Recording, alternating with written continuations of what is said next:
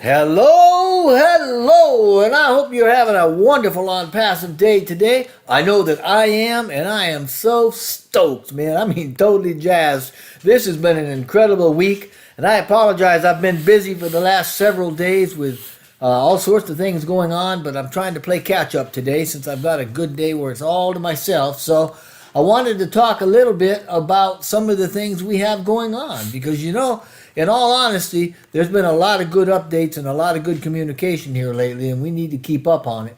Now, first thing is that having a business of our size, right? I mean, we're a big business, so this is a challenge, but we want to make sure that signatures and such are correct on any document.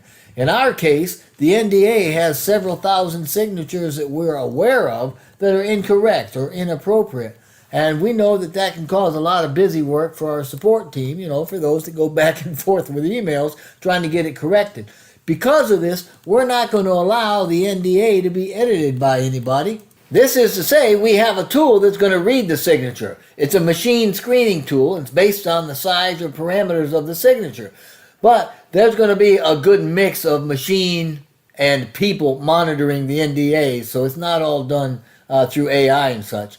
Anyway, if there seems to be a problem with the signature on the NDA, it's going to be reset and the founder is going to be notified. Now, when the founder goes on to log on to their account, they're going to be dropped right in front of the NDA for signature. Or if after a time the founder does not log in to sign the NDA, then we're going to manually email that founder, letting them know that that's something they need to go do. And this is how the NDA is going to be taken care of, so that it'll make sure that the signatures are appropriate and that everything is done according to the way that it should be done.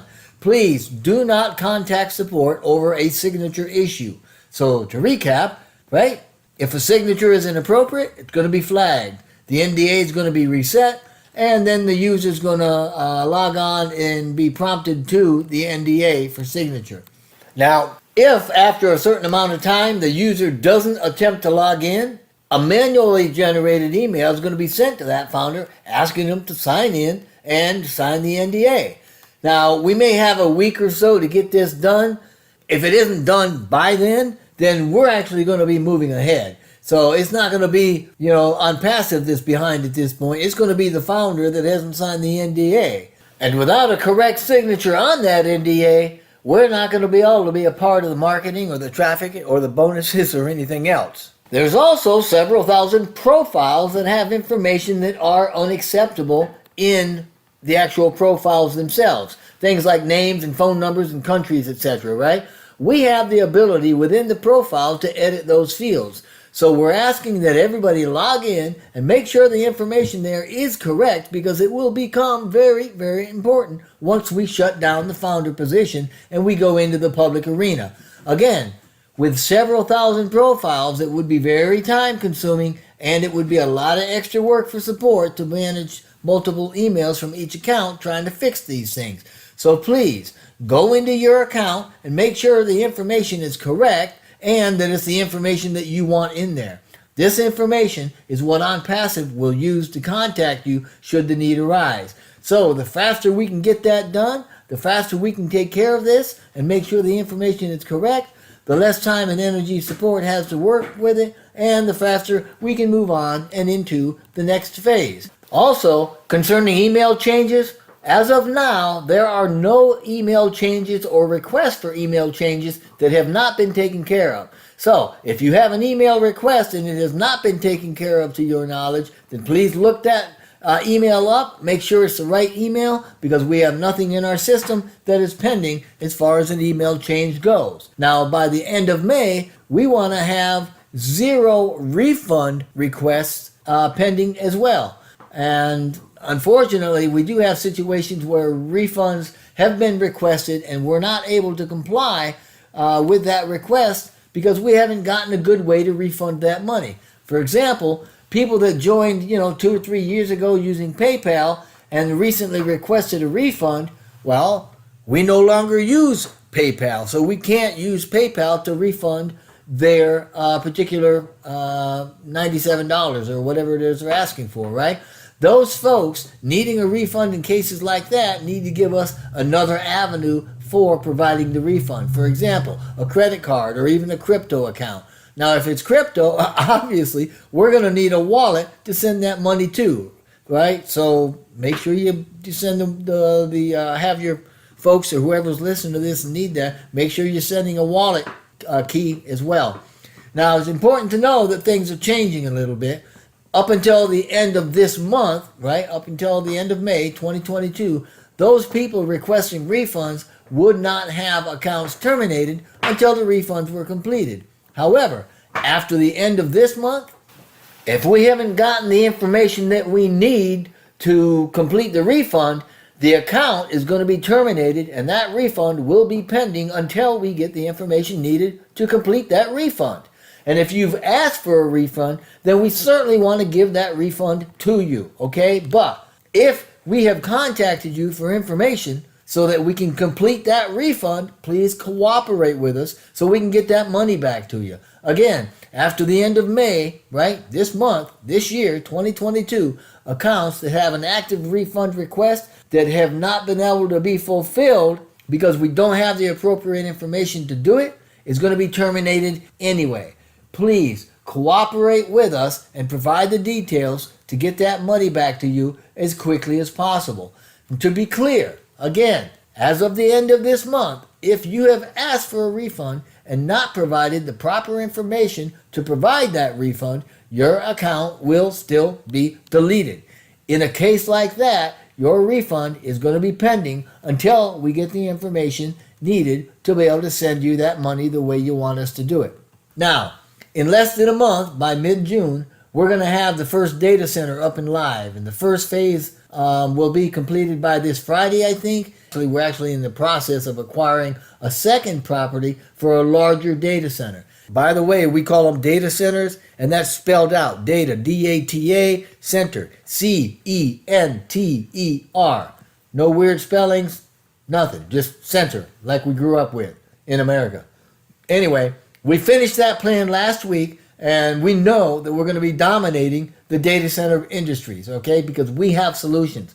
No other company can offer our solutions or our fluidity. No other company can offer our technologies, our redundancies, our accessibility to near countless unending IP addresses, or the cost, especially when you figure in the cost. When you do, to quote Mr. Mufara, quote, you throw everybody out of the water, unquote. And just a little tidbit of info for you on the side. In the webinar, if you watched it, if not, go back and watch it. When he mentioned this, I hope you noticed, Mr. Mufara got a glint in his eye, man, a telltale knowing glint. That was priceless. So the data center plans are done, and this wasn't even on the list, a year or so ago. So this is saying in about 30 days or less, our first data center is going to be live. By the end of this week, the testing is going to start, right? And once our first data center is live, this is going to give us the wherewithal to have at least two of our pillar products, OMail and OConnect, go commercial. Now, there'll probably need to be some testing done in there, so, hang on to your hats. Now, OMail is a better email solution than Gmail in many, many ways. It's the first spam-free solution that's going to be out there, meaning that it's permission-based, and it has a lot more power, and it houses many more features than Gmail. It is the most massive and complete email system ever, with features that have only been seen in the imagination before now. And we have the ability to open those products up in the next couple of weeks because those features require our data center control. Incidentally, we could quite literally retire by those two products alone. Seriously, once those two products go live, some of us are going to be able to submit a resignation letter to current employers if you want to. For others, it might take a little longer, but it'll still happen. Incidentally, remember that glint I was talking about that Mr. Mufar had earlier? Well, he was talking about this and talking about that retirement and the greatness of those two programs, and he got that glint again. So just saying, right? Anyway, we're in the process of acquiring the property for a very large property for the next data center, and we're going to continue this plan throughout multiple regions. So It's no small undertaking, and pulling these activities together, not to mention the financials, all take time. So don't look for these things to be done before the end of next year. And by that time, we're going to be able to guarantee you that OnPassive is dominating the data center industry. And this one aspect of OnPassive is enough to make us all very wealthy.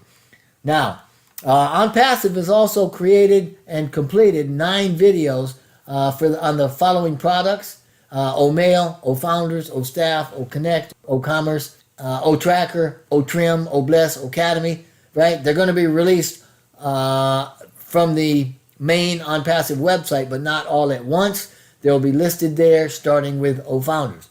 Now, remember a little while back when Mr. Mufara talked about 3 eyes, getting sets of eyeballs and stuff on our products? Well, the first set of eyeballs on a product belong to the tech folks, right? And that's done in the alpha testing within the company.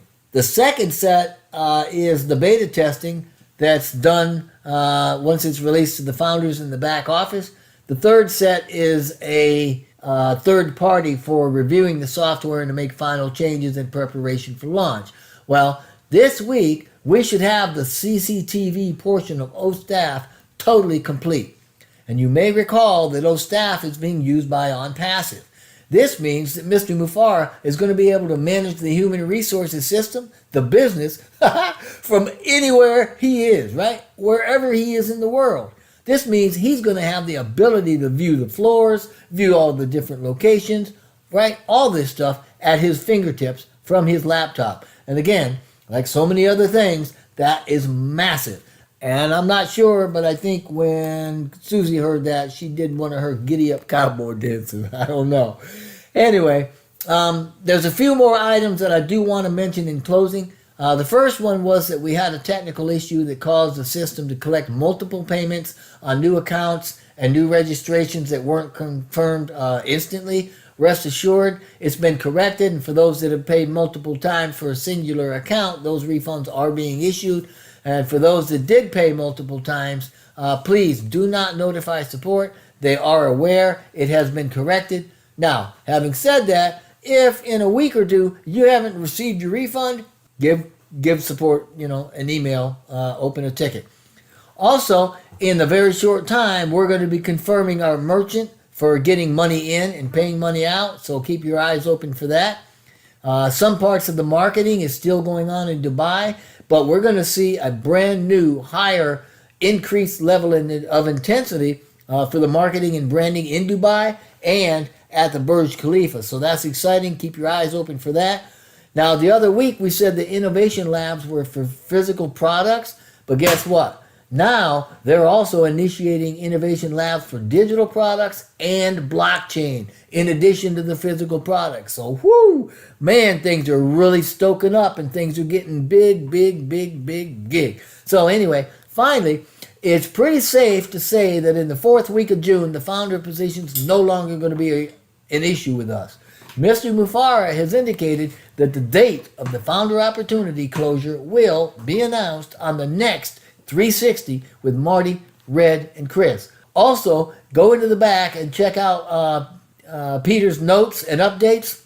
Also, go listen to Red's recaps. Man, he does an excellent job. So having said all this, if you've been invited to become a founder, get back with the person that invited you. If not, go down below in the description box, wherever you are, and just click on a link so that you can get registered, or you can go to onpassive.com. You can learn a lot more there and get registered there too. But whatever you decide to do, just know we want only blessing and blessing for you and your entire family.